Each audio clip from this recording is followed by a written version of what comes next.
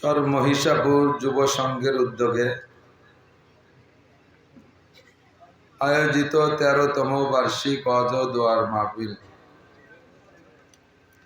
মধুখালী, ফরিদপুর, বাংলাদেশ। অধ্যকার মাহফিলের সম্মানিত সভাপতি, এতক্ষণ পর্যন্ত বয়ান করেছেন আহলে হক উলামায়ে কিরাম, মসজিদের সুযোগ্য সুদক্ষ ইমাম ও খতিব সাহেব, এ অঞ্চলের অনেক অনেক উলামায়ে কিরাম, আইম্মায়ে মাসাজিদ, আশপাশের মাদ্রাসা থেকে আগত আজিজাম তুলাবা, রাজনৈতিক বিভিন্ন দলের ছোট বড় নেতা নেতৃবৃন্দ, প্রাণপ্রিয় দেশবাসী, পর্দার আড়ালে বসে থাকা মা ও বোনেরা, আল্লাহ তাবারক ওয়া তাআলার শাহী দরবারে তার অসংখ্য নিয়ামতের প্রতি আমাদের পক্ষ থেকে অসংখ্য শুকর। বিশেষ করে আল্লাহ পাক রব্বুল আলামিন এই বিশাল দুনিয়ার মধ্য থেকে বাংলাদেশ নামে ছোট্ট একটু ভূখণ্ড আমাদের জন্য স্বাধীন করে দিয়েছেন, যার স্বাধীনতার উপভোগ স্বাদ আমরা বিভিন্নভাবে করি। ধর্মীয় দৃষ্টিকোণ থেকে যে কোনো জায়গায় মাহফিল, যে কোনো জায়গায় ইজতেমা, যে কোনো জায়গায় মসজিদ, মাদ্রাসা, ঈদগাহ, গোরস্থান আমরা বানাইতে পারি। ফরজ, ওয়াজিব, সুন্নাত, টুপি, দাড়ি, পাগড়ি, পর্দা সহ শরীয়তের সকল বিধান আমরা স্বাধীনভাবে আমল করতে পারি। সরকারি বা কোনো পরাশক্তির বাধায় আমাদেরকে ঠেকাইতে পারে না, বাধা দেয় না। এই স্বাধীনতার একটা অংশ হিসেবে মহিষাপুর, চর মহিষাপুর, এখানে আল্লাহ পাক আমাদেরকে আজকে দ্বীনি মাহফিলের ইন্তজাম করে মাগরিবের পর থেকে রাত এই 12টা পার হয়ে যাচ্ছে, এতক্ষণ পর্যন্ত কোরআন ও হাদিসের মূল্যবান কথা বলা ও শোনার সুযোগ দিলেন। শুকর আদায় করি আলহামদুলিল্লাহ। জাগতিকভাবে, ভৌগোলিকভাবে এর স্বাধীনতা যার যেমন তৌফিক থাকে, যার যেমন শক্তিতে কুলায়, সে সেভাবে উপভোগ করে। কালক্রমে পাল্টায় পাল্টায় ক্ষমতার হাত বদলের মাধ্যমে এক এক সময় এক এক দলের এর স্বাধীনতা এক এক রকম উপভোগ করে। আমরা মুসলমান ধর্মপ্রাণ, আমাদের ধর্মীয় স্বাধীনতাটা কিয়ামত পর্যন্ত যেন আল্লাহ পাক ঠিক রাখে, এজন্য বলি আমিন। যারা মুসলমানরা অমুসলমানদের হাতে পরাধীন কোনো দেশে বসবাস করে, তাদের কাছে জিজ্ঞাসা করলে বোঝা যাবে পরাধীনতার অশান্তি কাকে বলে। বার্মায় রোহিঙ্গা মুসলমানরা বুদ্ধ সরকারের হাতে পরাধীন, তাদের নির্যাতন সহ্য করতে না পাইরা হাজার হাজার লক্ষ লক্ষ রোহিঙ্গা বাংলাদেশে এসে আশ্রয় নিয়েছে। ফিলিস্তিন, গাজা, লিবাননে আশপাশে ইসরায়েলিদের, ইহুদি নাসারাদের আক্রমণে তাদেরও স্বাধীনতা বলতে কিছুই নাই। দীর্ঘ 70 বছর ধরে নির্যাতিত তারা অসহ্য হইয়া এখন তারা স্বাধীনতা আন্দোলনে নেমে 1 বছরে প্রায় 1 লক্ষর উপরে প্রাণ চলে গেছে। আল্লাহ তাআলা আমাদের বাংলাদেশকে বারবার স্বাধীন করতেছে। আমরা আর এত নতুন স্বাধীনতা চাই না। আল্লাহ তাআলা এবারে স্বাধীনতাকে আমাদের ফাইনাল স্বাধীনতায় পরিণত করে দিক। অনেকক্ষণ পর্যন্ত বয়ান শুনেছেন, আশা করি সকলে ধৈর্যহারা হয়ে গেছেন ইনশাআল্লাহ। আমি ব্যক্তিগতভাবে এত রাত্রি ওয়াজ করা পেলে আর আমি না। আমি রাত 11টা পর্যন্ত মাহফিল করি। সেইভাবেই দেলোয়ার ভাই নাকি ওয়াজ করতে দাওয়াত দিতে গেছিল, আমার দাওয়াত দিতে গেল যেন কিনা ওবায়দুল ভাই, উনি, ওনার স্ত্রীও অসুস্থ, আমার কাছে ফোন করছে, দোয়া চাইছে, খুব বেশি অসুস্থ, তখনও বলে আসছিল। তো সে সময় আমি দাওয়াত রাখছি ডায়েরিতে মাগরিব বাদ। উনিও পরামর্শ করে কমিটির সাথে ফোন করে মাগরিব বাদের দাওয়াত দিয়েছে। আসার পরে এখন দুশ্চিন্তা শুরু হয়ে গেছে। সেই দুশ্চিন্তার সমাধান আমার এই বিপদ গাড়ে উঠাই দিয়ে করার চেষ্টা করতেছে। যাই হোক, দেশের খাতিরে, মহব্বতের খাতিরে, ভালোবাসার টানে আমি এই অনিয়ম সিদ্ধান্তকে মেনে নিয়ে কিছুক্ষণের জন্য আপনাদেরকে অনেক কষ্ট দেব না। প্রতিদিন আপনাদের মাঝে মাঝে এক রাত, আর আমার প্রতি রাত্রে 2টা করে। এদিক জীবনও কোনোদিন এই ট্রাক দেখেন নাই, ভালো করে দেখেন। চলে গেলি জীবনও সাক্ষাৎ হবে না এর সাথে। ফেরেস্তায় চালাচ্ছে সম্ভবত, মানুষ হবে না। আজীব কারবার। এ তো আপনাদের উঠোনের মধ্যে ডেলি যায়, ইয়া দেখার কি দরকার? আমার দিক, আমি তো আর ডেলি আসি না, মাঝে মাঝে আসি। তো আমার দিক আবার চলে গেছে ইনশাল্লাহ। আর কাছে ভাই, আপনারা গাড়িওয়ালারা আর ঘট্টাখানিকের মধ্যে আর আসছেন না, ডিস্টার্ব হয়। ওনাদের তো দায়িত্ব আছে, সেটার দায়িত্বটা পালন করবে। তো আল্লাহ পাক এই গভীর রাত পর্যন্ত আপনাদেরকে বসে থাকার তৌফিক দিয়েছে, আমিও ধন্যবাদ জানাই। এই বসে থাকাটা যেন কিয়ামতের ময়দানে কাজে লাগে। আমি, আপনি, আপনারা, আমরা সকলে সহ যেন একসাথে বিশ্বনবী মুহাম্মদুর রাসূলুল্লাহ সাল্লাল্লাহু আলাইহি ওয়াসাল্লাম এবং সাহাবায়ে কিরামদের সাথে একসাথে জান্নাতে যেতে পারি। আল্লাহ নসিব করে, বলেন আমিন। আজকের মাহফিলটা আল্লাহ তাআলা হিদায়াতি মাহফিল হিসেবে কবুল করে নেন।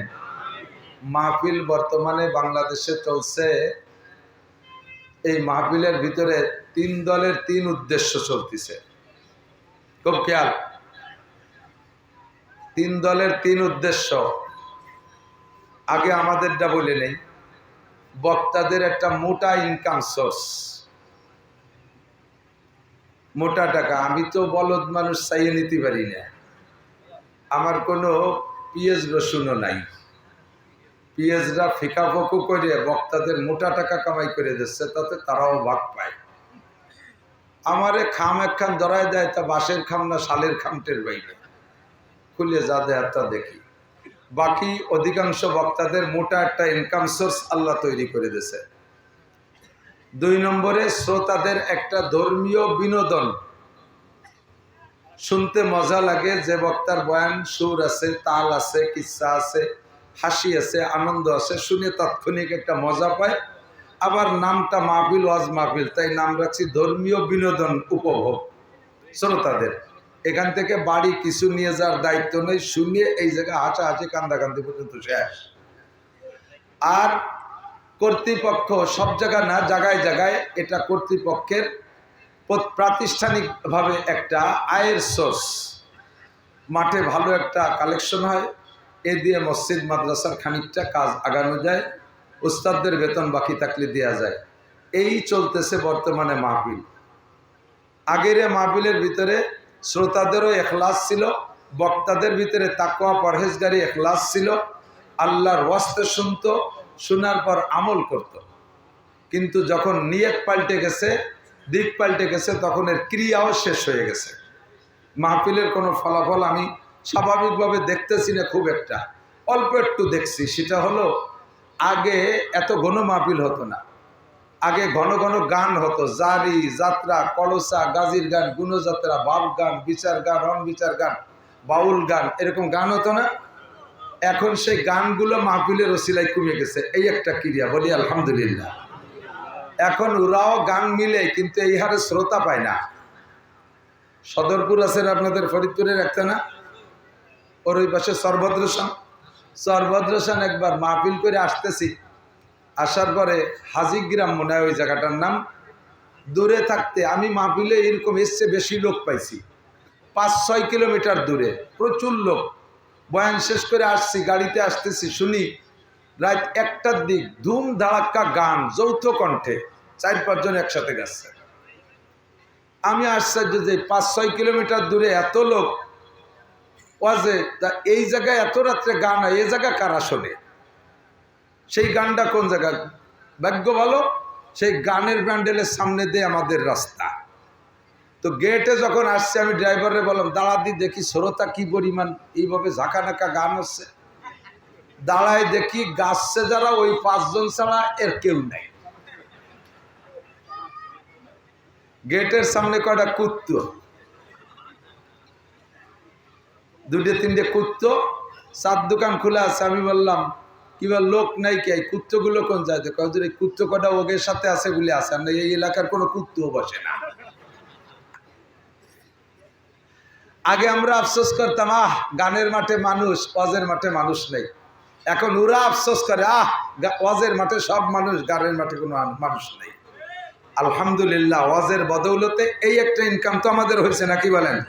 এজন্য শুকর আদায় করি আলহামদুলিল্লাহ। শেষ ফিনিশিং কথা অল্পের ভিতরে শেষ করে দেব, সেটা হলো আমরা মন চাহি কিছু বলার জন্য মাঠে আসি না। এখন লেখাপড়ার যুগ প্রায় শেষ, ছেলে মেয়ে সকলে শিক্ষা থেকে বিমুখ হয়ে যাচ্ছে, লেখাপড়া করতেই চায় না। লেখাপড়াকে ধ্বংস করে দিয়েছে, প্রত্যেকের হাতে হাতে সিনেমা হল ঢুকে গেছে, প্রত্যেকে মোবাইলের নেশায় এমন মত্ত, পোলাপান পড়তেই চায় না। লেখাপড়ার দিন শেষ।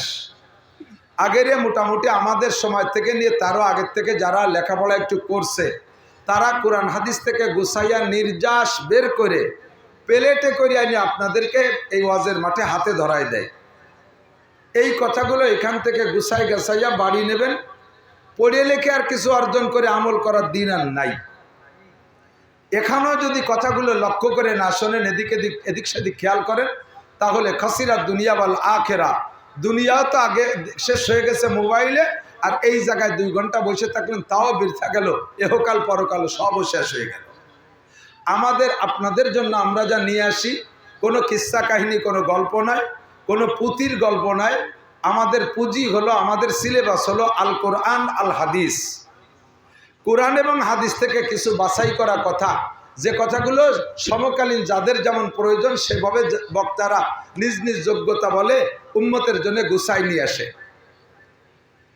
এই কোরআন হাদিস থেকে আমরা যা আপনাদের জন্য আনতে পারি, এটাই হলো আমাদের জীবন চলার সংবিধান। কথা বলেন ঠিক ঠিক না? আর কোরআন শরীফ আমাদের কোরআন শরীফ এমনই একটা পুস্তক, লা তাবদিল আলি কালিমাতিল্লাহ, কিয়ামত পর্যন্ত এর একটা অক্ষর, একটা শব্দ, জের জবর পেশ দাড়ি কমা সেমিকোলনি কিচ্ছু পরিবর্তনযোগ্য না। এটা 1500 বছর আগেও যেমন চলছে এখনো এরকম চলতে আছে, কিয়ামত পর্যন্ত চলবে। কথা বলেন ঠিক ঠিক না? আল্লাহ তাআলা কোরআন শরীফ নাজিল করেছেন, পারা হিসেবে বন্টন করছে মানুষে। হযরত উসমান রাদিয়াল্লাহু তাআলা আনহু, হযরত ওমর ইবনে খাত্তাব রাদিয়াল্লাহু তাআলা আনহু, আবু বকর রাদিয়াল্লাহু আনহু থেকে ইশারা, ওমর রাদিয়াল্লাহু তাআলা আনহুর সরাসরি প্রচেষ্টা, আর হযরত উসমান রাদিয়াল্লাহু তাআলা আনহুর সময় এসে বড় বড় জলিলুল কদর বাছাই করা একেবারে মুত্তাকিন, পরহেজগার, আল্লাহ ওয়ালা, যারা নবী পাককে সপ্তাহে 2-1 বার স্বপ্নে দেখে, নিজের জিন্দেগির ভুলগুলো স্বপ্নের মাধ্যমে নবী পাকের থেকে সংশোধন করে নিতে পারে, এরকম মকবুল আল্লাহর বান্দা সাহাবাদের মাধ্যমে এই কোরআন শরীফকে একত্রিত করে 30 পারায় বন্টন করেছে। সূরাগুলো আল্লাহ তাআলাই বন্টন করে নাজিল করেছে 114টা। একটু বলি কয়টা? যুবকরা বলো কয়টা? মুসলমানের সন্তান হিসেবে যদি কোনো হিন্দু জিজ্ঞেস করে, বলো তো তোমার কিতাবের নাম কি, তুমি সে সময় বলতে পারো না, তুমি বলবা আল কোরআন। জোরে বলেন কি? যদি বলে কয় পারা, তাহলে যদি বলে কয় সূরা, যদি বলে আয়াত 6666, মতান্তরে 6236। 30 পারা কোরআন শরীফের বিসমিল্লাহির রহমানির রহিম আলহামদুলিল্লাহি রাব্বিল আলামিন থেকে শুরু করে বাকারা, আল ইমরান, নিসা, এমন করে যাইতে যাইতে সূরা নাসের মিন শাররিল ওয়াসওয়াসিল খান্নাস আল্লাযী ওয়াসবিসু ফি সুদুরিন নাস মিনাল জিন্নাতি ওয়ান নাসের সিনে যাইয়া 30 পারা শেষ। এই 30 পারার ভিতরে যতগুলি আয়াত আছে, আগে আপনার ঈমানকে হেফাজত করেন, ওয়াজ শোনার আগে ঈমান হেফাজত করেন। এই 30 পারায় যতগুলি আয়াত আছে, এর একটি মাত্র আয়াতকে যদি আপনি এই যুগের জন্য অপ্রযোজ্য মনে করেন, এইটা অসামঞ্জস্য মনে করেন, এইটা এ জামানায় চলে না, এইটা না হলেই ভালো হতো, এর ভিতরে যে মশালাটা বলছে এটা আল্লাহ তাআলা যুগ উপযোগী বলেন নাই, এটা এ জামানায় চলে না, কাজে এটা আমি আমল করব না, এটা আমি মানি না, এই জাতীয় আকীদা আপনার মধ্যে আসলে মাত্র একটি আয়াত সম্পর্কে, তাহলে আপনি পাক্কা কাফের। আমার দিক আল্লাহ এই কো দিও না। আল্লাহ নবী বলেন আখলিস দীনাকা ইয়াকফিকাল আমালুল কলিল। কথা কয় কিনা? বাড়ি জরুরি কথা হলে মাইকি করার না, চুপ থাক। আখলিস দীনাকা ইয়াকফিকাল আমালুল কলিল। যত আমল করব সব আমলকে কাজে লাগানোর জন্য আগে লাগবে ইমানটা ফ্রেশ, ইমান পরিচ্ছন্ন, ইমান পবিত্র, ইমান থাকতে হবে শিরিক মুক্ত, ইমান থাকতে হবে কুফর মুক্ত, ইমান থাকতে হবে ভেজাল মুক্ত। কথা বলেন ঠিক ঠিক না? আমাদের সৃষ্টিকর্তা কয়জন? আমাদের রব কয়জন? পালনকর্তা কয়জন? রিজিক দাতা কয়জন? শেখ হাসিনা, খালেদা জিয়া, জিয়া আর ইরশাদ, দুনিয়ার কোন নেতা, জগতের কেউ, কোন রাজা বাদশাহ, শিল্পপতি, কোটিপতি, রাষ্ট্রপতি, ভগ্নিপতি কেউ আমাকে রুজি দিতে পারে? সৃষ্টিকর্তাও যে, রিজিক দাতাও। এই জমিনও কার? কুলিল্লাহুম্মা মালিকাল মুলক। এই জগতের মালিক কে? আল্লাহর। যদি জমিন হয় আল্লাহর আর আমরাও সৃষ্টি আল্লাহর, তাহলে এ জগতে মানব জাতির পরিচালনার সংবিধান হবে কার? বিশ্বাস করেন? সত্য? আমলিগ করি, বিএনপি করি, জামাত করি, জাতীয় পার্টি করি, আটরশি, চন্দ্রপাড়া, মানিকগঞ্জ, সুরেশ্বর, ভোজেশ্বর, ইনায়তপুর, বাহাদুরপুর, শরীয়তপুর, মাদারীপুর, ফরিদপুর, যত দল আছে সব খাইয়ে বেড়ানগে, সব মিলে ইমানদারে আগে পাক রাখেন। ইমানের মধ্যে কোনো ভেজাল নাই। আমার সংবিধান দেবে একমাত্র আল কোরআন, তার ব্যাখ্যা দেবে আল হাদিস। কথা বলেন কোরআন আর হাদিস, কোরআন আর। দুনিয়ার কোন মানব রচিত সংবিধানের মধ্যে শান্তি দেখেছি? মুরব্বীরা আমার চেয়ে বেশি দেখছেন। আমি বাংলাদেশ স্বাধীন হওয়ার পর থেকে বেশ কয়েক সরকারের শান্তি আমি দেখছি। এরশাদ চাচার শান্তিও দেখছি, জিয়া চাচার শান্তিও খানিক দেখছি, তারপরে খালেদা জিয়ার দেখছি, লম্বা টাইম হাসিনার শান্তি দেখছি।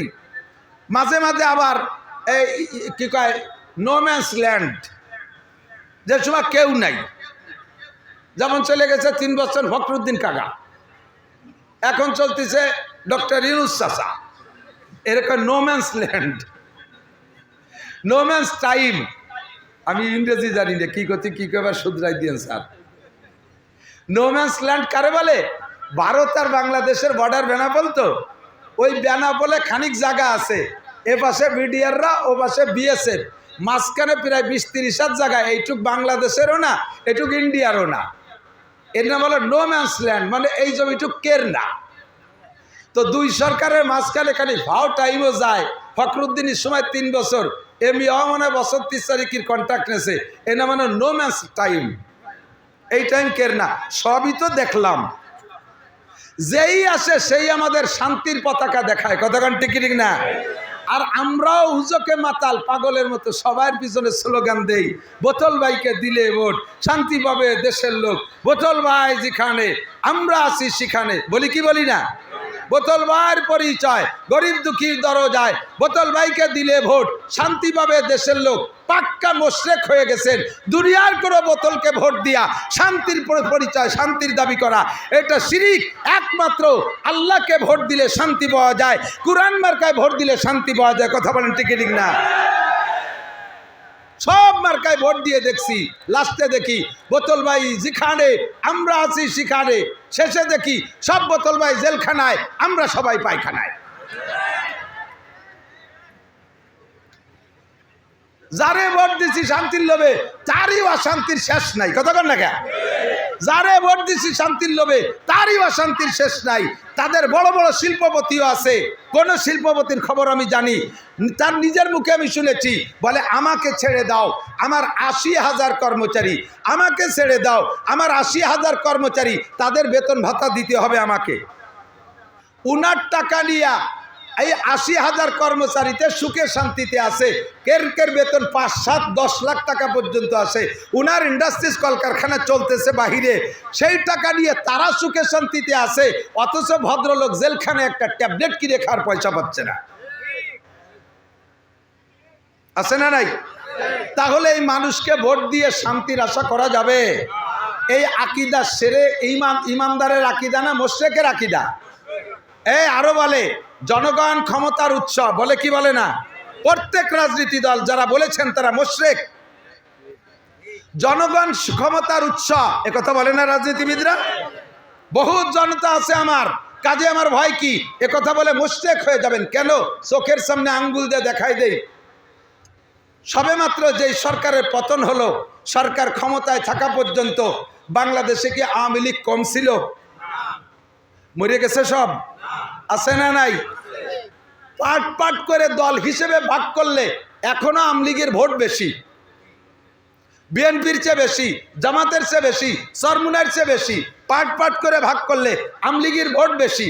এই সব আওয়ামী লীগ সরকারের সাথে ছিল, তার সাথে সেনাবাহিনী ছিল, তার সাথে বিডিআর ছিল, তার সাথে পুলিশ ছিল, তার সাথে র্যাব ছিল, তার সাথে আনসার ছিল, বিমান বাহিনী ছিল, নৌবাহিনী ছিল, যুবলীগ ছিল, ছাত্রলীগ ছিল।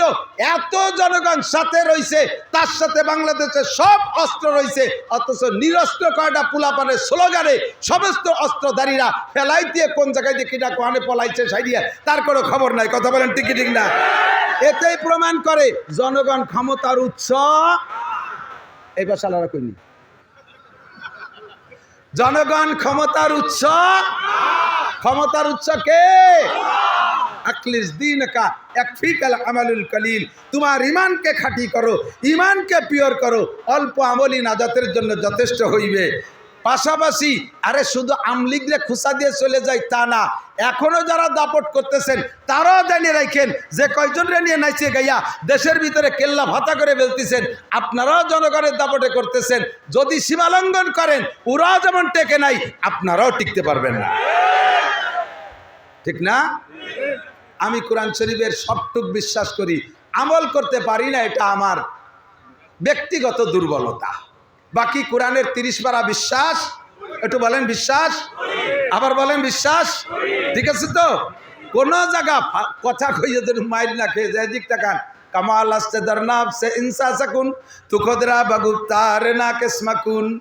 মানুষকে আকাশে উঠায় জবানে, আবার সাতমক মাটির নিচে নামায়ও জবানে। ঠিক কি ঠিক না? মানুষে আমি নাসিরে খেয়েছেন তো, আমার মতো এরকম একটা শূন্য চান্না গায়ে গতরে গোস্ত নাই, স্বাস্থ্য চেয়ারের করে ডক নাই, গামছা গাড়ে লুঙ্গি পরে কাঠমৌলভি, লেখাপড়া জানি না। আল্লাহ তাআলা একটু জবান দিয়েছে, এর বদৌলতে আপনারা কত ভালোবাসেন, কত মানুষ এই রাত পর্যন্ত বসে রয়েছেন, এটা একমাত্র জবানের বদৌলতে। আবার যদি এমন কথা একটা কয়ে ফেলাই দেয় এ জায়গা, তাহলে এ জায়গাতে ভিটি চামড়া নিয়েও বাড়ি যেতে পারবে না। এই যারাই ভালোবাসেন তারাই এবার মাইক দেবেন। কাজেই আর কোনো অঙ্গ যেমন তেমন এইটারে খুব সতর্কতার সাথে ব্যবহার করবে। কত কিছু করে মাত্র একটা কথা বলে সেই কথাটারে হজম করতে না পারিয়া নেত্রী দেশ থেকে চলেই যা লাগছে। খুব সাবধানে কথা বলতে হবে, ঠিক না? এজন্য এ কথাগুলো বারবার এজন্য বলতেছি, ইমানের খাতিরে আপনি সতর্কতার সাথে কথা বলবেন। আমার উস্তাদ হযরত মাওলানা আকেল আলী সাহেব রহমতুল্লাহ আলাইহি হুজুর বলতেন, মিয়া যা কিছু করো না কেন, এই ছাত্র বয়সে ছাত্রদের বুঝাইতেন, ইমামতি করো, টিউশনি করো, লজিংই পড়াও, মাঝে মাঝে একটু টুকিটাকি ব্যবসা করো অর্থের লোভে, পয়সার প্রয়োজনে, যাই করো না কেন ফাঁকে খেয়াল রাখবা যেন হাতে ফার না লাগে। বোঝেন ফার? বোঝেন? আগে ঢেকিতে ধান বানতো না, ডেকিরে ফারানু কয়তো, ফারানু বলে না?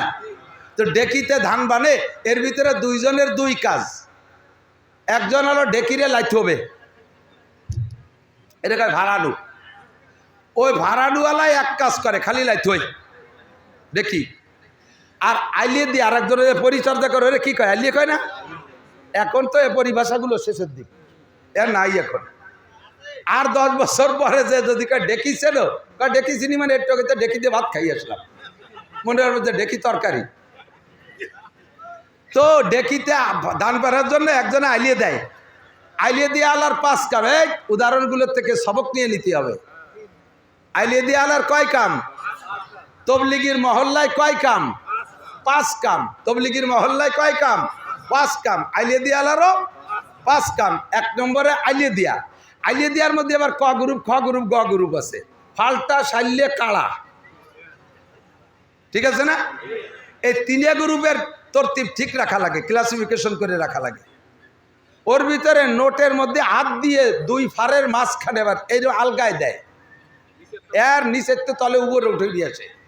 আমি এ ভালো রে জানি, ছোটবেলায় মারে ডেলি এক পইয়ে দান বানিয়ে দিয়ে পরে স্কুলে যেতাম, এই জন্য সব আমি জানি। এরপরে এই কাজগুলো বসে থাকার এক কাজ। 2 নম্বরে একটা মাইয়ে দুধ খায়, বগলের ভিতরে যে মাথা ডুয়ে যে তার ওই আলি দেওয়ার মধ্যে দুধও খাওয়ায়। 3 নম্বরে ব্যারাকের অফিসার রয়েছে, তাকে সাথে দরবার সারতিছে ওই আলি দেওয়া বিঠি। 4 নম্বরে উঠোনে 4টে দান নাড়ছে, তা আসে খাইয়ে যায় যিনি কুঞ্চি দেশে আস খেদায়। 5 নম্বর ওনার আবার একটু উক্কা খাওয়ার অভ্যাস, সেই উক্কা ধরে মাঝে মাঝে এক টান দেয়। এই 5 কাম চলে জীবনে। 10-20 বছর ধরে এইভাবেই দান আলি দিয়ে আসতেছে, চলবে মরা পর্যন্ত। কতদিন চলবে? যতদিন পর্যন্ত হাতে ফার না লাগে। নোটের মধ্যে হাত দেশে ওই সময় উক্কায় সুকটান দিতে যে যদি নোটেতে হাত উঠতে ভুলিয়ে যায়, তাহলে ফারানুওয়ালার ডেকি তো আসতেই তালে আছে, মুনাই তো মারতেই তালে আছে। হাতের মাথা যদি শেষে যায় তাহলে উক্কা খাওয়াও শেষ, আইলি দিয়াও শেষ, মাইরে দুধ খাওয়ানিও শেষ, ব্যারাকের গল্প শেষ, আস্তারানুও শেষ। কথা বলেন ঠিক ঠিক না? তুমি আমলিগ করো, বিএনপি করো, জামাত করো, জাতীয় পার্টি করো, যে পীরের মুরিদ হও, যা কিছু করো, ক্ষেত খামার করো, ব্যবসা বাণিজ্য করো, চাকরি বাকরি করো, জেনারেল পড়ো, যা কিছু করো না কেন, সব কিছুর ভিতরে তোমার আকলিস দিয়ে রাখা, খেয়াল রাখবা তোমার ইমানের হাতে যেন ফার না লাগে। কোন দলের সমর্থন করতে যে যদি তুমি কোরআনের গায়ে আঘাত দিয়ে বসো, কোন দলের দলীয় প্রভাবে যদি আল্লাহর কোরআনের গায়ে আঘাত দিয়ে বসো, উলামায়ে কিরামের গায়ে আঘাত দিয়ে বসো, নবী রাসূলের গায়ে আঘাত দিয়ে বসো, ইসলাম বলে তুমি কথা বলো, তাহলে তোমার ইমানের গায়ে ইমানের হাতে ফার লাগবে। এতে লস কি? আপনি কাফের হয়ে যাবেন। কি হবেন? কাফের হবেন। কাফের হওয়া পর্যন্ত কাফের হলি কি হবে? কাফের হলি কাফের হবে। কাফের হলে আরো বেকায়দা আছে। 1 নম্বরে কাফের হলে আপনার বউটা মুসলমান, তালাক হয়ে যাবে। এই বউ নিয়ে আর ঘর করতে পারবেন না। যদি করেন জিনার গুনাহ হবে। এরপরে যদি এই মিলনের ভিতরে করে সন্তান হয়, ওটা হারামজাদা জারোর সন্তান, জাইরের বাচ্চা হবে। ভালো করে মনে রেখেন, একটা আয়াতকে অস্বীকার করলে আপনি এত বড় বিপদ। আপনি যদি বিনা তওবায় আবার কলেমা না পড়ে মরে যান, আপনার জানাজা করা জায়েজ নাই, কাফন পরানো জায়েজ নাই, মুসলমানের কবরস্থানে দাফন হবে না। কথা বলেন ঠিক ঠিক না? এজন্য 30 পারা কোরআন শরীফের A to Z আমল করতে পারি আর না পারি, আল্লাহর কালাম সংবিধান সত্য, এরই মধ্যে শান্তি নিহিত, আর কোথাও শান্তি নাই। এ কথায় একমত থাকতে হবে সবসময়। আছেন তো একমত? আছেন তো একমত? মাশাআল্লাহ, জাযাকুমুল্লাহ। হাত দেখতে চাই না, অন্তর থেকে বিশ্বাসটা ঠিক রাখেন। 30 পারা কোরআন শরীফ 114 সূরার ভিতরে যুবকরা অল্পর ভিতরে কয়েকটা কথা বলে দেব, মুরব্বীরাও খেয়াল করবেন না তা না, তবে যুবকদের টার্গেট এজন্যই করি যে বুড়োরা এমনি ভালো হয়ে গেছে, চোখে পাওয়ার নাই। আগে দিনের বেলা তারা দেখতে হলে রাত্রিও পায়খানার দরজা খুঁজে পায় না, চশমা ছাড়া। আগে লোহা খালি হজম হয়ে যেত, এখন সাদা যাও খালি যেরকম খাই ওরকম 12 চলে যাবে বেশি, ঠিক না? আগে মধুখালী সুগার মিলিতে মুট ধরে চিনি খাইছেন, এখন মিষ্টির দোকানের সামনে দিয়ে আটলিও 32 ডায়াবেটিস।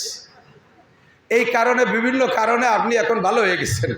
এই জন্য বুড়োকে ভালো বানানোর ওয়াজের আমার দরকার নাই।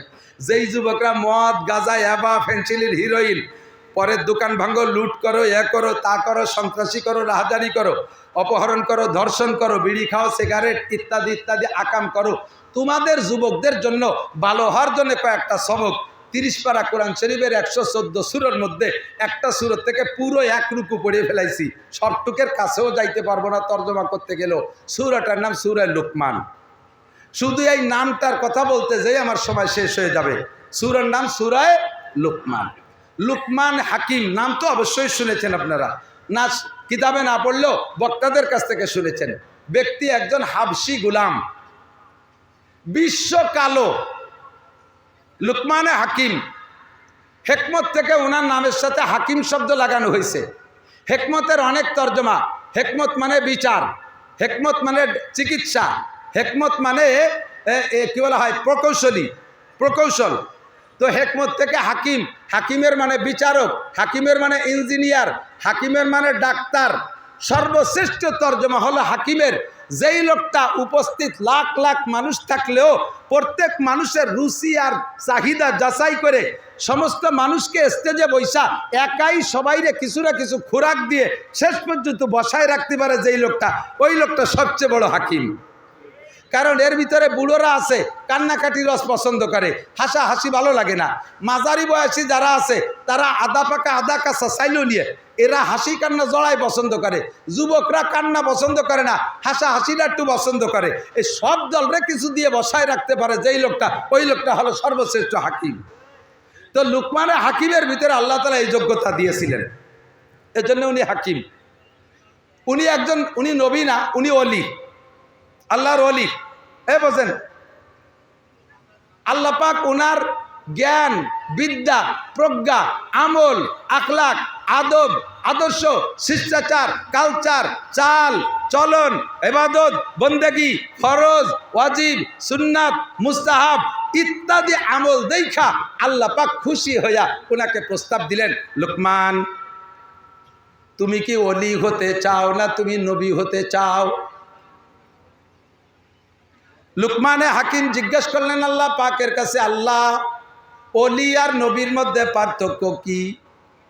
আল্লাহ বললেন, নবী হলেন উম্মতের জিম্মাদারি পালন করতে হবে, আমার পক্ষ থেকে যেই বার্তা যাবে উম্মতের কাছে পৌঁছানোর দায়িত্ব তার। ইয়া আইয়ুহার রাসূল বাল্লিগ মা উনজিলা ইলাইকা মির রাব্বিক, নবী হইলে তার আমার সামনে কিয়ামতে কাঠগড়ায় দাঁড়িয়ে আমার প্রদত্ত জিম্মাদারি যথাযথ পালন করেছে কিনা এই জবাব আমার কাছে দিতে হবে। এইটা হলো নবীদের জিম্মাদারি। তবে তাদের মর্যাদা এত বেশি, সারা দুনিয়ার সমস্ত মানুষ যদি অলি হইয়া যায়, সারা দুনিয়ার সব মানুষ যদি অলি হইয়া যায়, আর এই সব অলিকে যদি এক পাল্লায় রাখা হয়, 2.5 থেকে 3 লক্ষ নবী রাসূলদের ভিতরে সবচাইতে ছোট্ট একজন নবীকে যদি আর এক পাল্লায় রাখা হয়, সমস্ত অলিদের চাইতে একজন নবীর পাল্লা ভারী হইয়া যায়। নবীদের বিশাল জিম্মাদারি, অলিদের এই জিম্মাদারি নাই। অলিদের জিম্মাদারি তোমার ব্যক্তি জীবনের আমলের হিসাব দিয়ে তুমি পার হয়ে চলে যাও, জান্নাতে যাও। আর নবীদের জিম্মাদারি গোটা উম্মতের জবাব দিতে হবে। তুমি কি মধুখালী যে দাওয়াত দিয়েছো, তুমি কি মেকসামি যে দাওয়াত দিয়েছো, তুমি কি জামালপুর গিয়ে দাওয়াত দিয়েছো, আরে তুমি কি পাশের গ্রামে গিয়ে দাওয়াত দিয়েছো, তুমি কি এই জায়গা ওই জায়গা গিয়েছো, যদি কোনো জায়গা যাইতে বাকি থাকে নবীকে কাঠগড়ায় দাঁড়াইয়া এই জবাব দেওয়া লাগবে, কেন তুমি যাও নাই? আমার নবীকে পর্যন্ত আল্লাহ পাক বলেন, ইয়া আইয়ুহার রাসূল বাল্লিগ, হে নবী তুমি উম্মতের কাছে দাওয়াত পৌঁছাইয়া দাও, কলেমার দাওয়াত পৌঁছাইয়া দাও, নামাজের দাওয়াত পৌঁছাইয়া দাও, হজের দাওয়াত পৌঁছাইয়া দাও, যাকাতের দাওয়াত পৌঁছাইয়া দাও, কুরআনে কারীম পৌঁছাইয়া দাও। ফা ইল্লাম তাফাল, যদি উম্মতের কাছে কথাগুলো যথাযথ না পৌঁছাও তাহলে প্রমাণিত হবে ফামা বাল্লাগতা রিসালাতা, তোমার যে দায়িত্ব দিছি সঠিকভাবে পালন করো নাই। কেন পালন করো নাই জবাব দিয়ে যাও। জবাব না দিতে পারলে তুমি যত বড় রাসূল হও না কেন তুমি এই কাঠগড়া থেকে নামতে পারবা না। লুকমানে হাকিম বললেন, আল্লাহ নবী হইলে এত বড় জিম্মাদারি আর অলি হইলে এত সহজ ব্যবস্থা, কাজেই আল্লাহ আমি নবী হব না আমি অলি হব। আল্লাহ কয়, ও লুকমান তোমার মধ্যে নবুয়তির প্রজ্ঞা আছে, কেন তুমি নিলে না? লুকমানে হাকিম বললেন, আল্লাহ, হাকিম তো বুদ্ধিমান মানুষ, উনি বললেন, আল্লাহ আমার জানা মতে তুমি আমার আগে যত মানুষকে নবী বানাইছো কেউরে এইভাবে জিজ্ঞাসা করে বানাও নাই,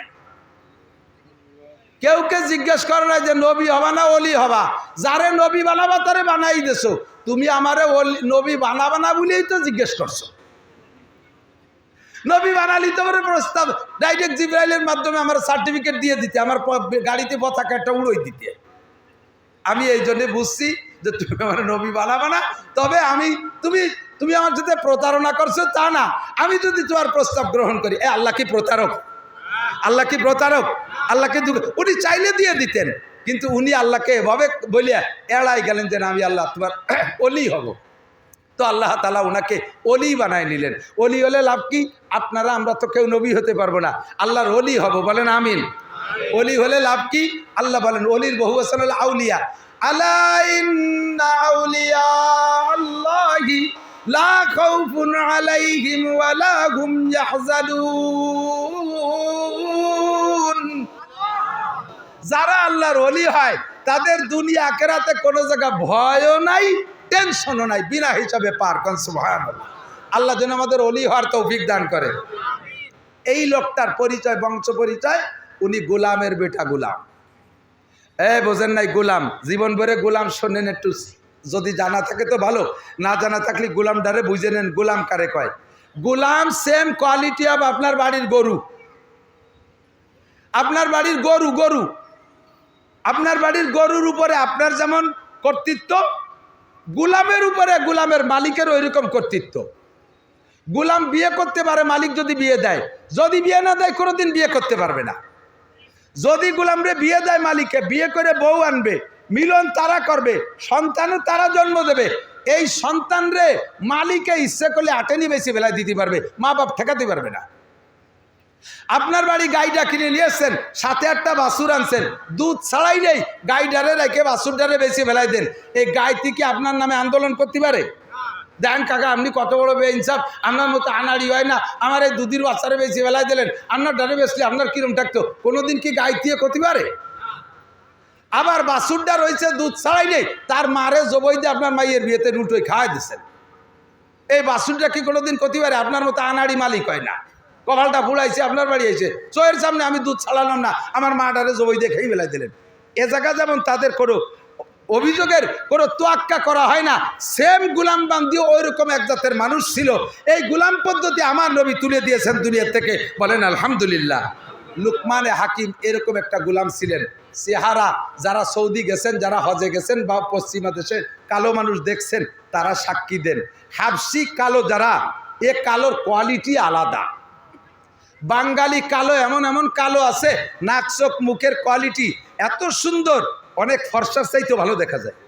আরে হাবশি কালা জায়গায় যদি বসে থাকে, দুনিয়াটারে মনে হয় যেন মানুষটা জঙ্গলের থেকে কোনো প্রাণী উঠে এসে বসে রয়েছে। ঠোঁট দুটে মোটা মোটা, চোখ দুটি একটু, মাথার চুল কুকরি মুকরি, আঙ্গুলের মোটা মোটা সর্বিকলার মতো, হাত পা বালি বাঙ্গুর মতো ভাইটিয়া করে চৌচির হয়ে গেছে। বুমরা কালা, সাথে পোশাকেরও কোনো ঢক নাই।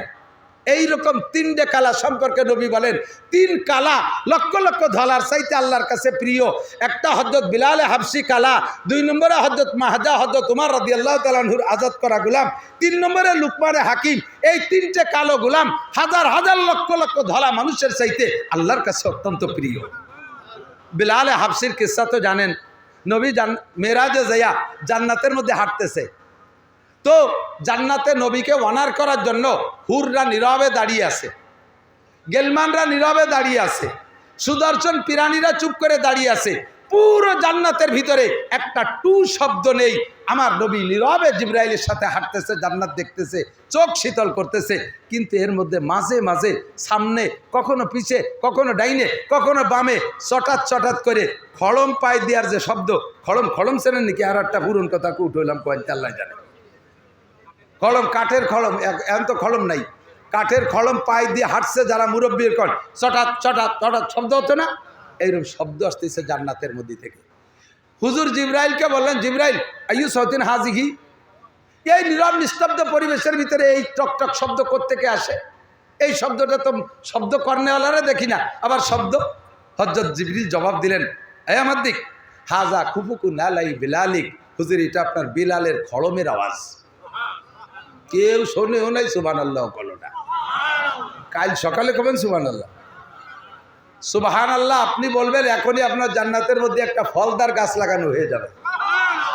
আর একটা লাগানো হয়ে গেছে, এটা হয়ে গেছে, দেরি হচ্ছে না, খালি লাগাতে হতেই থাকে।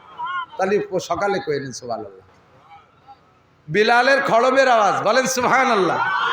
হুজুর দাঁড়িয়ে গেছে, আজা বিলাল কাবলা মজিবিল জান্নাহ, বিলালকে আমার আগেই বেচতে চলে আসছে জিবরাইল। তো জিবরাইল বলে, লা হুয়া ইয়ামশি ফিদ দুনিয়া অতুসমা সাউতু বিল জান্নাহ, আপনার বিলাল জমিনে হাঁটতেছে, সেই খড়মের আওয়াজ জান্নাতের মধ্যে শুনতেছেন। হুজুরে কাইফা ইমকিনু হাদা, এটা কি করে সম্ভব? মালবর কুবাইনা দুনিয়া ওয়াল জান্নাহ, দুনিয়ার জান্নাতের মধ্যে কত দূরত্ব? ইয়ামশি ফিদ দুনিয়া তুসমা সাউতু বিল জান্নাহ, হাঁটে দুনিয়ায়, জান্নাতের মধ্যে খড়মের আওয়াজ, এটা কি করে সম্ভব? হযরত জিবরিল হুজুরকে বললেন, সাতাসমা বাদু, এখন সফরের কাজ সারি, এ বিষয়ে বর্ণনা দেব পরে। হুজুর জান্নাতের সফর সাইরা দুনিয়ায় আইসা ফজরের বাদে সাহাবায়ে কেরামদেরকে সামনে করে মেরাজের এই আজীব ঘটনা শোনাচ্ছে। ভাই আশ্চর্য ঘটনা কিনা কথা বলেন। নবী বাইতুল মুকাদ্দাস গেলেন রাতারাত, সেখান থেকে 7 আসমান পার হইলেন, সেখান থেকে বাইতুল মামুর গেলেন, সেখান থেকে সিদরাতুল মুনতাহা গেলেন, সেখান থেকে আরশে আজিমে গেলেন, এভাবে জান্নাত জাহান্নাম সব দেখলেন। এ ঘটনা সচক্ষে দেখলেন। এ কথাটা আশ্চর্যের বিষয় কিনা? সাহাবায়ে কেরাম শুনতেছে আর চোখ বড় হয়ে রয়েছে। আর যাদের বিশ্বাস করার দরকার তারা বিশ্বাস করে করে কাঁদতেছে, আর যাদের হাসার দরকার তারা হাসিয়ে যাচ্ছে। এর মধ্যে বিলাল একটু দূরে বসা, হাফসি গোলাম তো, মোটা সোটা গায়ে গন্ধ, একটু দূরে বসা। নজর পড়ার সাথে সাথে হুজুর বলেন তা আল্লাহ দাইয়া কাছে আসো। ডাইকে কোলের মধ্যে বসাইছে, বুকের সাথে জড়াই ধরছে। সব সাহাবা চেয়ে রয়েছে, তাকায় রয়েছে। আল্লাহ কত সুন্দর সুন্দর সাহাবা, কেউ রে জড়াই ধরলো না, বিলাল রে জড়াই ধরলো। গালে মুখে কপালে 3টে চুমো খাইয়ে কয় আইয়া আমালিন তা আমালু, বিলাল তুমি কি আমল করো? বিলাল কয় হুজুর এত সাহাবার ভিতরে কেউ রে কথা জিজ্ঞেস করলেন না, আমাকে জিজ্ঞেস করলেন কি আমল করি। কেন হুজুর জিজ্ঞেস করলেন কেন? সবাই যা করে আমিও তো তাই করি। হুজুর বলেন বিলাল সামি তো খুফুকা না লাইফিল জান্নাহ, জান্নাতের ভিতরে আমি আর কাহারও খড়মের আওয়াজ শুনি নাই, তোমার খড়মের আওয়াজ আমি জান্নাতের মধ্যে শুনে আসছি। বিলালের খড়মের আওয়াজ জান্নাতের মধ্যে হবে, আর বিলাল জাহান্নামী হবে? বিলালও কোন জায়গা? জান্নাতি। কাজেই তুমি জান্নাতি। শুনে বিলাল এবার বুকার মতো বুবাই বুবাই কাঁদতেছে। হুজুর আমি হাবশি গোলাম, আমার 14 পুরুষদের গোলাম, আমার গায়ে কোনো রং নাই, আমার কোনো জায়গা জমি নাই, আমার কোনো পদমর্যাদা নাই, আপনি এত মানুষের ভিতরে আমার খড়মের আওয়াজ জান্নাতের মধ্যে শুনছেন, এত বড় সুসংবাদ, এ তো মেনে নেওয়াও কঠিন, সহ্য করাও কঠিন। কথা বলেন ঠিক ঠিক না? বাজারের মধ্যে যারা বিক্রি করে বেড়ায় ফকিররা একে 5 টাকা 10 টাকা 5 টাকা 10 টাকা এরমই তো সবাই দেয়। কোনো বড় লোক যদি তারে 1 কোটি টাকা দেয় যে তোর বিক্রি বেড়া লাগবে না বেটা, এটা আনিয়ে বাড়ি দিয়ে ধুয়ে মুছে খাই কি যা, 1 কোটি টাকা বস্তা ভরে যদি ও রাতে দেয়, ও টাকা নিয়ে বাড়ি আসতেই পারবে না, ও একটা চিৎকার মেরে স্টক করে বুড়িয়ে জায়গায় মরে যাবে।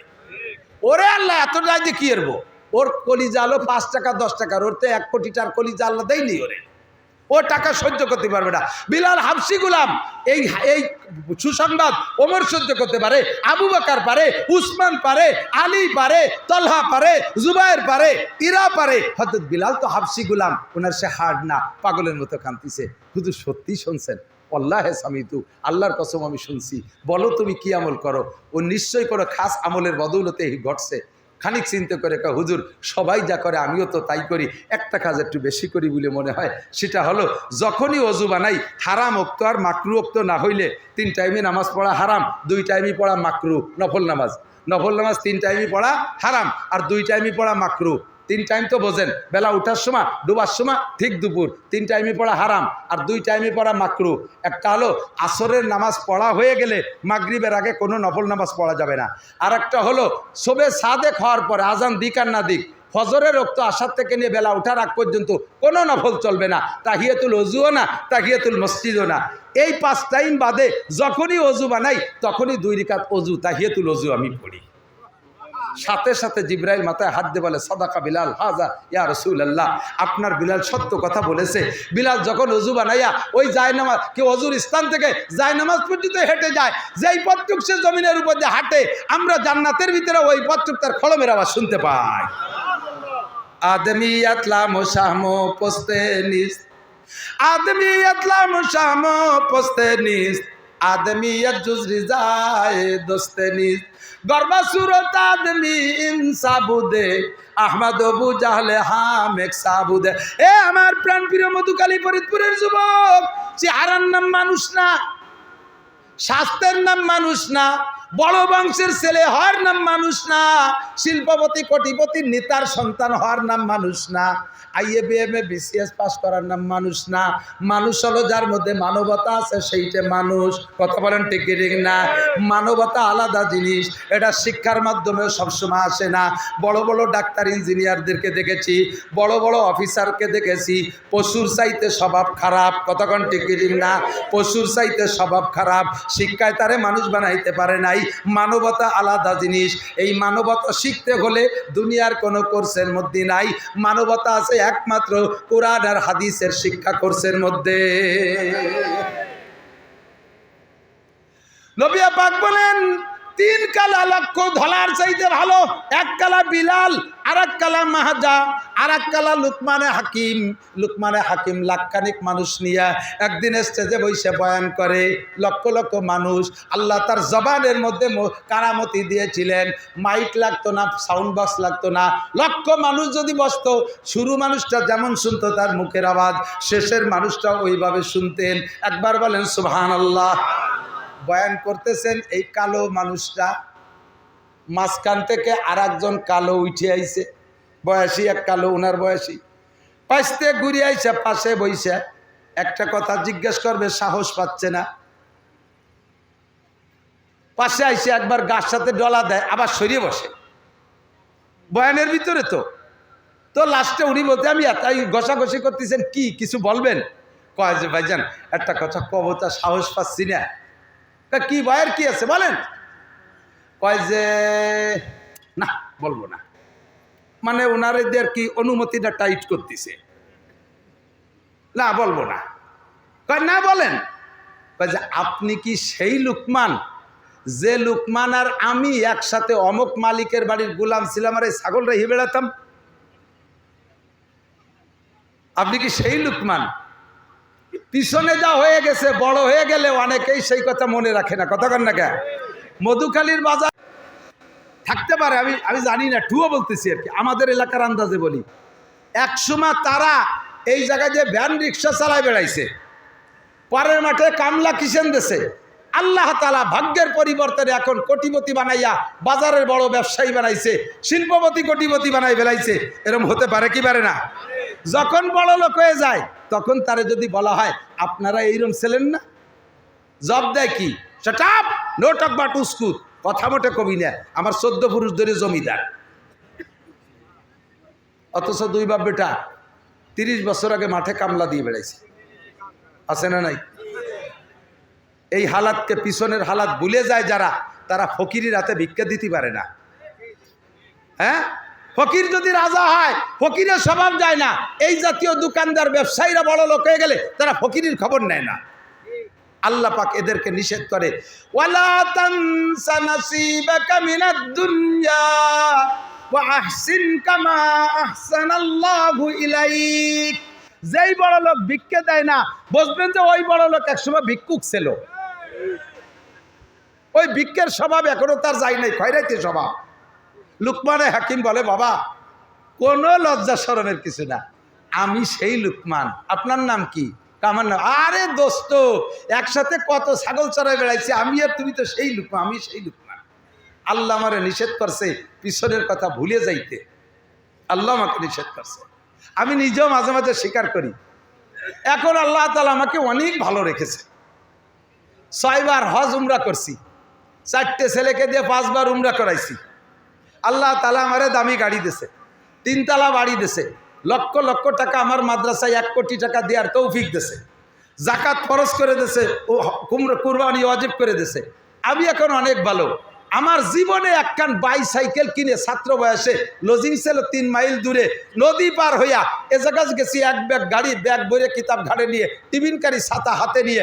জিন্দেগিতে একটা ক্লাস কামাই করি নাই, একখান বাইসাইকেল কিনে দেওয়ার তৌফিক আমার আব্বাই হয় নাই। আমি ইমামতি করছি, 250 টাকা বেতন, বেতনটা পাইয়া আব্বা আমার জন্য পাঠাই দিছি। আব্বা প্যারালাইসিস আর রুগী, মা দীর্ঘদিনের রুগী, বিছানে পড়া, ঘরের চালে ছাউনি নাই, ভাইগুলো সব মাদ্রাসায় পড়ি, তার ভিতরে এভাবে আমি ইমামতি করে পড়ি। এত অভাবের মধ্যে কাটাইছি, কোনোদিন একখান সাইকেল কিনতে সুযোগ পাই নাই। এই বছর নিয়ত করছি একখান ফরিক সাইকেল পালি কিনবো এবং তা চালাবো। এখন 50 লাখ টাকার গাড়ি চালাই, কিন্তু বাইসাইকেল কিনতে পারিনি। এখনো বাড়ি থাকলে ঘাস কাটি, এখনো আমি গাভী পালি। এই কিস্সাগুলো উম্মতের কাছে বলি, ছাত্রদের বলি। আমার আব্বা আমার 12 বছর পড়ার ভিতরে যা টাকা দিয়েছে, সম্পূর্ণ টাকা জমা করলে 100 টাকার বেশি হবে না। অনেক দিন আগের কথা না, আজ থেকে 32 বছর আগে, যে সময় আমার সাথীরা মাসে 1000-1500 টাকা খরচ করতো, আমার আব্বার দেওয়া টাকা আমি 12 বছরে 100 টাকার বেশি পাই নাই। আমাকে লেখাপড়ার থেকে বিরত রাখতে পারে নাই অভাবে। আল্লাহ পাক আমার তকদিরে রেখেছিল, আমি গহরডাঙ্গা বোর্ডে টাইটেলে মৌলানার ক্লাসে ফার্স্ট স্ট্যান্ড করেছি পুরো বোর্ডের ভিতরে। এত অভাব আর গর্বতের ভিতর দিয়া, অভাবের ভিতর দিয়া আমি ছাত্র ভাইদের পুরন সিরা লুঙ্গি পরছি। ওয়ালা তানসা নাসিবাকা মিনাদ দুনিয়া। স্যান্ডেল কিনতে পারি না, আব্বা দিতে পারে নাই, ছাত্র ভাইদের ফেলাইনে পাঁচ, তাতে সেলাইনির পাইপ দিয়ে ফিতে লাগাইয়া আমি তাই পড়ছি। আমি এভাবে লেখাপড়া করেছি। ওয়ালা তানসা নাসিবাকা মিনাদ দুনিয়া। লুকমানে হাকিম বলে, ও ভাই আমার লজ্জার কিছু না, আমি সেই লুকমান যেই লুকমান তোমার সাথে ছাগল চড়াইতাম। ভাইজান, তাহলে আপনার এই ছাগলের রাখালের থেকে এই মানুষের রাখাল হওয়ার সুযোগ দিল, এই যোগ্যতা কোথায় পাইলেন? এখন মানুষের রাখাল না, মানুষকে ওয়াজ করে। আপনি ছিলেন ছাগলের রাখাল, এখন মানুষের কমান্ডার হইলেন কিভাবে? তখন লুকমানে হাকিম বললেন, যেই গুণে আমি যুবক তোমার ওয়াজের দ্বারা আমি চলে আইছি, এদিক গাই দোয়াতে এলে আগে ফানাতে হয় না, না ফানায় টানলি পারা বান ছিঁড়ে যাবে, দুধ বেরোবে না, ঠিক না? তো ওয়াজেরও সিস্টেম, শুরুতে খালি ফানাতে হয়, শেষে এলো দোয়ানোর সময়। কারণ বানানো হয়ে গেছে, দোয়ানোর সময় যদি বালতি সরাই নিয়ে বাড়ি চলে যায় তাহলে দুধ মাটিতে পড়ে যাবে না? বানানো হয়ে গেছে, এখন দোয়ানোর সময়, এখন কেউ নড়বে না, আর বালতি হা করে পাইতে বসে থাকতে হবে। খাবার পানি আছে, একটু পানি খাই। আল্লাহ বিসমিল্লাহ।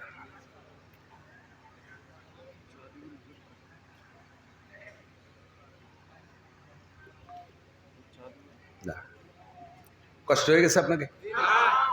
অধৈর্য, অপ্রয়োজনীয় কিছু বলছি? বাস, ঠিক আছে। তো লুকমানে হাকিম বলেন, আমি যেমন ছাগলের রাখালের থেকে এখানে আসছি, তুমিও এখনো ছাগলের রাখালের থেকে চেয়ারে আসতে পারবা। ও যুবক, তুমি কখনো কোনো বক্তার ওয়াজ এ উদ্দেশ্যে শুনো না, শুনতে ভালো লাগে শুনতেছি, আমি তোর কোনোদিন ওই চেয়ারে যাব না, অত খেয়ালুরি শুনে লাভ কি? মাথায় মাথায় দুই চারটে শুনলেই তো যথেষ্ট। নো, প্রত্যেকটা কথা মনে রাখবা। আল্লাহ তাআলা যদি তোমারে পছন্দ করে আর এই কয়েকটা গুণ যদি তোমার মধ্যে তুমি আনতে পারো, তাহলে লুকমানে হাকিমের মতো ছাগলের রাখাল থেকে যেমন মানুষের কমান্ডার বানাইছে, তোমার এই স্কুল থেকে এনে বক্তা বানাইতে পারে, কলেজ থেকে এনে বক্তা বানাইতে পারে, রাখাল থেকে এনে বক্তা বানাইতে পারে, ভ্যান রিক্সা থেকে এনে বক্তা বানাইতে পারে। আল্লাহ তাআলা বাংলাদেশের সর্বশ্রেষ্ঠ সম্মানে তোমাকে সম্মানী করতে পারে, পারে কি পারে না? আল্লাহর এই কুদরত আছে না নাই? তো বলেন ভাই, যে গুণগুলোর কারণে আপনি এই সম্মান পেয়েছেন সেই গুণগুলো কি? এক নম্বর, কয়েকটা অঙ্গকে কন্ট্রোল করা, কয়েকটা অঙ্গকে কন্ট্রোল করা, জাস্ট কয়েকটা অঙ্গ, আমার দিক কয়েকটা অঙ্গ। এক নম্বরে চোখ, এক নম্বরে চক্ষু। কেন? চোখ হলো সব আকামের রাহবার। রাহবার বোঝেন তো? গাইড, পথ প্রদর্শক। যত প্রকার অন্যায় এ সব কিছুর রাহবারি পথ প্রদর্শন কে করে? চোখে করে। অমুকের দালানটা দেখতে ভালো, দখল করতে হবে, চোখে দেখছো বিদায় ভালো লাগছে, দখল করতে হবে। অমুকের পজিশনটা চোখে দেখছো ভালো তাই দখল করতে হবে। অমুকের মেয়েটা চোখে দেখছো ভালো তাই অপহরণ করতে হবে। অমুকের প্যান্ট জাঙ্গিয়ে এগুলো দেখে ভালো লাগছে, চোখে পছন্দ করা দিয়েছে, বাস ওইরকম তা বানাতে হবে। অমুকের চুল কাটা চোখে দেখছো, কুত্তো চুলাই দিয়ে উপরে নিয়ে রেখে দিয়েছে, কয় না এ চোখে ভালো লাগছে, ওইভাবে চুল কাটাইতে হবে। অমুকের দাড়ির কাটিং, মেসি কাটিং, এটা দেখে চোখে ভালো লাগছে, ওই মেসি কাটিংয়ের দাড়ি রাখতে হবে। এই সব আকামের গুরুকে, এই চোখটারে কন্ট্রোল করো, নিচু করো। কুল্লিল মুমিনিন ইয়াগুদ্দু মিন আবসারিহিম, হে নবী বলে দাও পুরুষদেরকে তোমার উম্মতের চোখের নিচে রাখো, চক্ষুকে নিচু করো, কুদৃষ্টি থেকে বাঁচাও। এই যুবকরা আমার দিক তাকাও, পরের মেয়ের দিকে তাকাইও না, এতে চোখের ক্ষতি হয়, ব্রেনের ক্ষতি হয়। মানুষের ব্রেন, ছাত্রদের বলি, ব্রেন নষ্ট হওয়ার জন্যে সব চাইতে খেয়াল করে না, ব্রেন নষ্ট হওয়ার জন্যে আবার খেয়াল করে না। কেন বলতেছি? যাতে তুমি ভালো করে খেয়াল করো। জীবন ভরে পড়িয়ে পাস তো দূরের কথা, ফেলও করো না। ফেল করতে তো কিছু পাওয়া লাগে, যা পাইছো তাতে ফেলও হয় না। কেন? যা বলি মনে থাকে না, মোড়ে কি কচু থাকবে, যা দেখে আসো রাস্তায় পড়ার সময় বইয়ের মধ্যে তাই দাও। ফেসবুক আর ইন্টারনেট আর ইউটিউব আর গুগলে যাইয়ে দুনিয়ার আওয়াজ আবার দেখছো, এই চোখে তোমার সর্বনাশটা করে দিছে। কতক্ষণ? ব্রেন নষ্ট হওয়ার জন্য সবচাইতে বড় হাতিয়ার হলো চোখ। বিশ্বাস না হয় আমি একেবারে হাতে ধরে প্রমাণ করি, দেখবেন অন্ধ মানুষের ব্রেন ভালো, অন্ধ মানুষের ব্রেন ভালো। এখনই ফোন দেবো, আমার কাছে একটা বক্তার নাম আছে, মাওলানা মকসুদুল হক, রংপুরি, অন্ধ, বিলকুল অন্ধ। এই ভদ্রলোক যার কণ্ঠ একবার শোনে তার নাম শুনলে এইভাবে ফোনে হোক আর ডাইরেক্ট হোক সাথে সাথে চিনে ফেলায়। যত মোবাইল নাম্বার একটাও তার মোবাইলে তো সেভ করলে তো সে চোখ দিয়ে দেখবে না, সমস্ত হাজার হাজার মানুষের মোবাইল নাম্বার তার মুখস্থ। বেশি দূর না, অত দূর রংপুর বেশি, এই বাঙ্গা যাবেন হাফেজ আবু বকর আমার বাড়ি গেছে ওয়াজের দাওয়াত দিতে, ঘন্টা দুই গল্প স্বল্প রেখা হুজুর নাম্বারটা দেন যাতে যোগাযোগ করতে পারি। আমি কই নিবা খুশি, কয় যে কোন মুখস্থ রাখবানি, কতদিন থাকবে, কয় যে মরা বন্ধু থাকলি তো হলো। আমি নাম্বার বলে দিছি, বলার পরে ঘন্টা খানিক আরো গল্প করছি, এবার হলো ইচ্ছে হয়ে যাতে ওর নাম্বার ভুলবো, এই ভাও গল্প আজে বাজে করে টেরে গেলাম। বলো তো কি আমার নাম্বার কত? 01712859380। আমারই দুটো সিম আছে, একটা মুখস্থ আছে আর একটা আমার মুখস্থ নাই। চোখে ব্রেনকে ধ্বংস করে দেয়। চোখে কন্ট্রোল করো, চোখে কন্ট্রোল করো। পরের মেয়ের দিক তাকাইস না, পরের সুন্দর দিক তাকাইস না, আজে বাজে ছবি দেখিস না। তাকানোর জায়গা আছে, আব্বার দিক তাকাও। একবার মহাব্বতের সাথে তাকাবা, একটা কবুল হজের সওয়াব পাবা। স্ত্রীর দিকে তাকাবা, স্ত্রীর দিকে তাকাবা, তোমার আমলনামায় একটা নেকি কমপক্ষে লেখা হয়ে যাবে। সন্তানের দিক তাকাবা, নেকি লেখা হবে। ভাইয়ের দিক তাকাবা, নেকি লেখা হবে। বোনের দিক তাকাবা, নেকি লেখা হবে। ছেলে মেয়ের দিক তাকাবা, নেকি লেখা হবে। দাদা দাদির দিক তাকাবা, নেকি লেখা হবে। আল্লাহ চোখ দিয়েছে কোরআন দেখার জন্য, সেই চোখ দিয়ে কোরআন দেখলি না, নবেল নাটক দেখলি, ধ্বংস হয়ে যাচ্ছ। সেজন্য মাঠের থেকে যদি এখানে আসতে চাও, স্টেজের বক্তা হতে চাও, তাহলে তুমি 1 নম্বরে চোখে কন্ট্রোল করো, আল্লাহর কোরআন দেখো, কিতাবাদি দেখো। 2 নম্বরে কান, এরা আজে বাজে শুনিস না। মানুষের দেহের ভিতরে যত অঙ্গ আছে, এই সব অঙ্গের একটা বিরতি আছে, সব অঙ্গের একটা বিরতি আছে। এদিক তাকান, 2টা অঙ্গ মানুষে মরা ছাড়া আর ঘুমানো ছাড়া তাদের বিরতি নাই। সজাগ আছি, চোখ বন্ধ করে থাকলাম, কিছু দেখিলে, তাহলে চোখ বিরতি। সজাগ আছি, মুখ বন্ধ করে রাখলাম, জবান বিরতি। সজাগ আছি, আত্রে ঝুলে রাখলাম, কিছু আরবো না, হাত বিরতি। দাঁড়ায় থাকলাম, আটবো না, পাও বিরতি, ঠিক না? চোখ বন্ধ করে রাখলাম, দেখবো না, চোখের বিরতি, ঠিক না? কিন্তু কান আর না, কান আর কলব, মন আর এমিয়া তো ঘুমলিও চালু থাকতে হবে, তাই তোর বাইসে থাকা যায় না। নাক, কান আর মন যতক্ষণ সজাগ থাকবেন, যত ফ্রি মাইন্ড করেন, মনে তো সব মুছে ফেলাও, এই মুছে ফেলতেও তো মনে একটা কিছু করা লাগে। মন কোনো সময় ফ্রি থাকে না যতক্ষণ সজাগ থাকে। আর কান, এই কানডারে কাজে লাগাবা কোন জায়গা? ইস্তেমায়ে কওলে রহমান জিক্রে কোশ, তাতুয়ানি রোজ শব্দার জিক্রে কোশ। ওয়াজ শুনবি, তিলাওয়াত শুনবি, জিকির শুনবি, ফিকির শুনবি, ভালো কথা শুনবি, নসিহত শুনবি, ছেলে মেয়ের ডাক শুনবি, স্ত্রীর ডাক শুনবি, আব্বা মার ডাক শুনবি, উস্তাদের ডাক শুনবি, সত্য কথা শুনবি।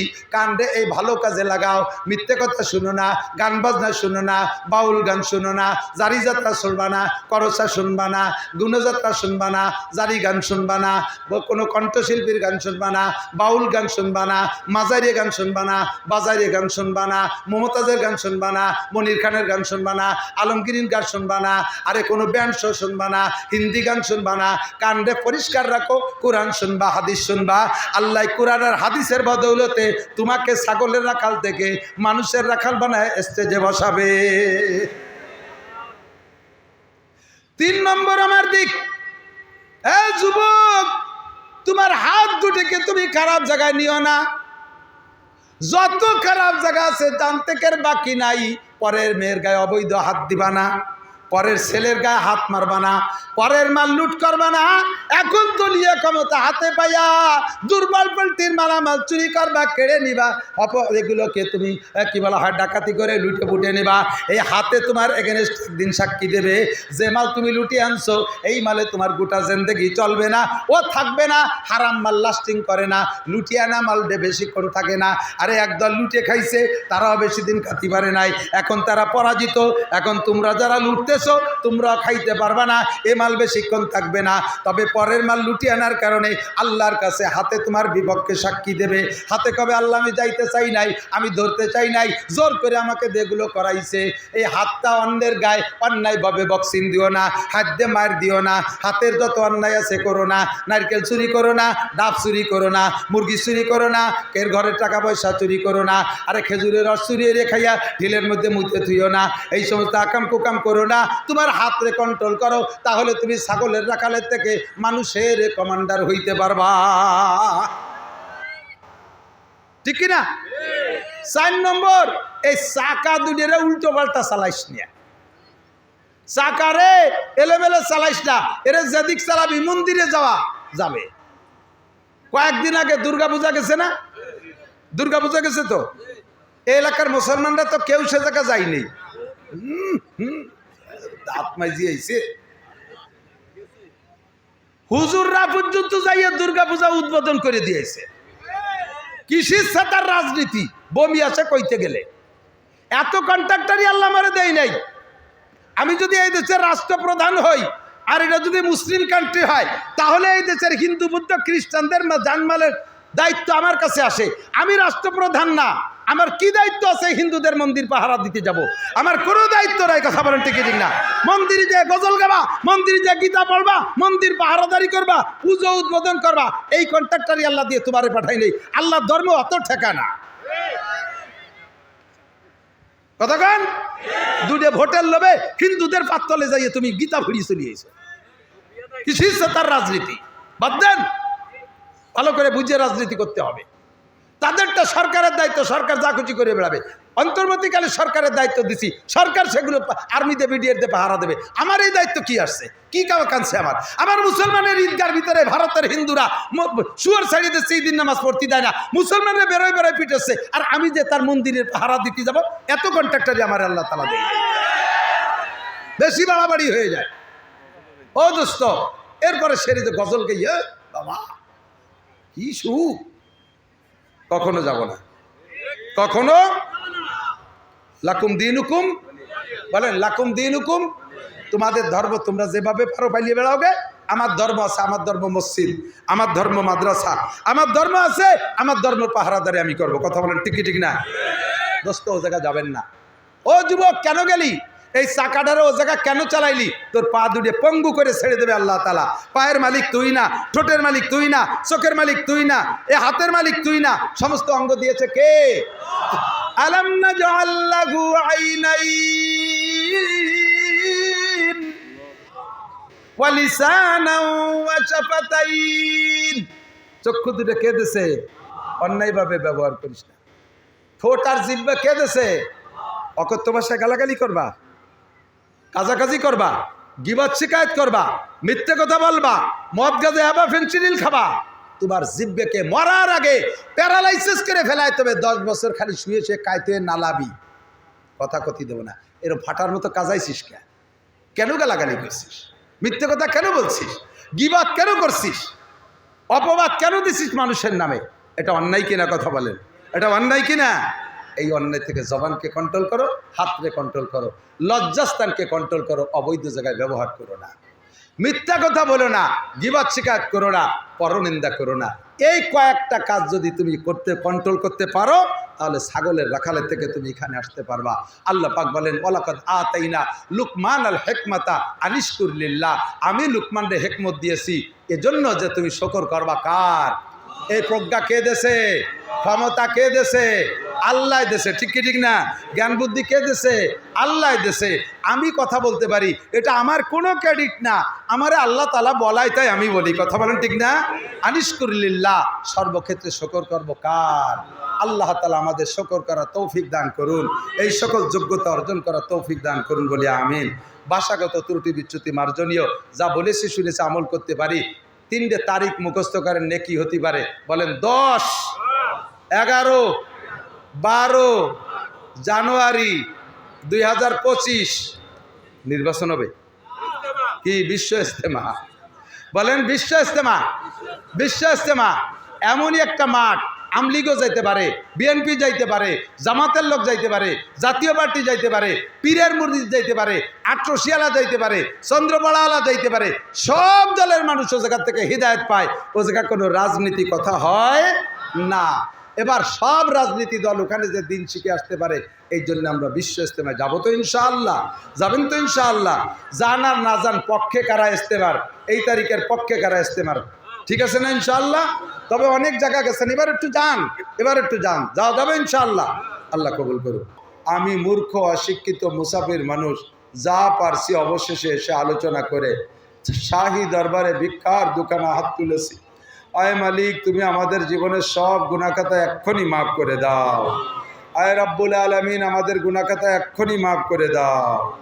আয় রব্বুল আলামিন, যত গুনার আলোচনা করেছি এই গুনাহগুলো আমরা করে থাকি, মাঝে মাঝে তওবাও করি, নফস আর শয়তানের কাছে হেরে যাই, আবার তওবা ভঙ্গ হয়ে যায়।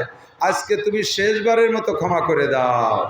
আয় আল্লাহ, এই মাঠে আমরা আসি নাই, তুমি আমাদেরকে ডেকে নিয়ে আসছো, ডেকে এনে আমাদের খালি হাতে অপমান করে বিদায় দিবা? অবশ্যই তুমি তা দিবা না। আমাদেরকে তুমি ক্ষমা করে দাও, আমাদের হাত দুটো নেকি দ্বারা ভরে দাও। আমাদের আব্বা মা, দাদা দাদি, নানা নানি, শ্বশুর শাশুড়ি, আত্মীয় স্বজন, পাড়া প্রতিবেশী, বন্ধু বান্ধব, আপনজন যারা যেখানে বনে জঙ্গলে কবরে শুয়ে আছে, সকলের পক্ষ থেকে ক্ষমা চাই, তুমি মাফ করে দাও। সকল মরহুম মুর্দাগানদের কবর আযাব বন্ধ করে দাও।